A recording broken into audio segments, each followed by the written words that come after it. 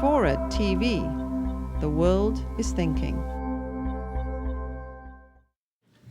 So over this past year, it seemed that America was poised to turn a new page and close the book on this tragic chapter of our history. But the nomination of John McCain changes that. In fact, just before my book went to press, I added a whole chapter on John McCain that I'm calling John McCain Hijacked by the Right.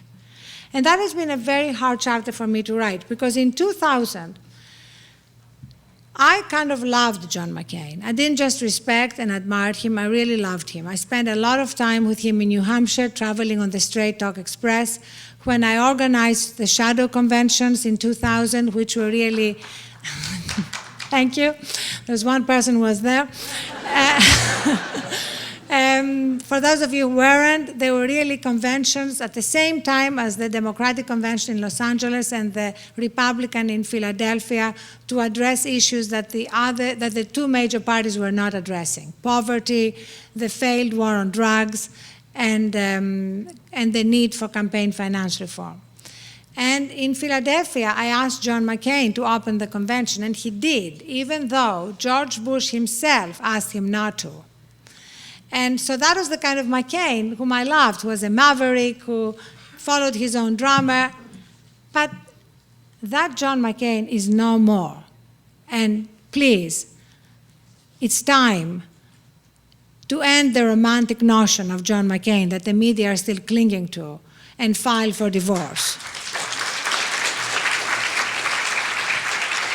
Because remember, this is the man who co-authored immigration legislation with Ted Kennedy, and yet in one of the presidential debates, when asked whether he would vote for his own legislation, he said no.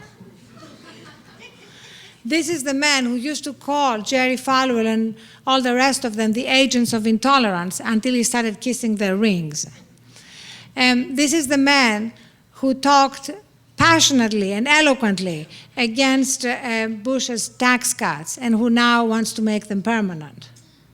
This is the man who wants the 100-year, 1,000-year war in Iraq. And this is the man who seems to be dying to bomb Iran. So this is no longer the John McCain that we fell in love with. This is a man who's made a Faustian bargain to be president. And so it means that it is imperative for the media to begin doing their job and to expose what is really a Trojan horse. John McCain is the Trojan horse that the right desperately needed to put a for-maverick, for-independent, for-straight-talker imprint on the same ruinous policies that have taken us down this dark road.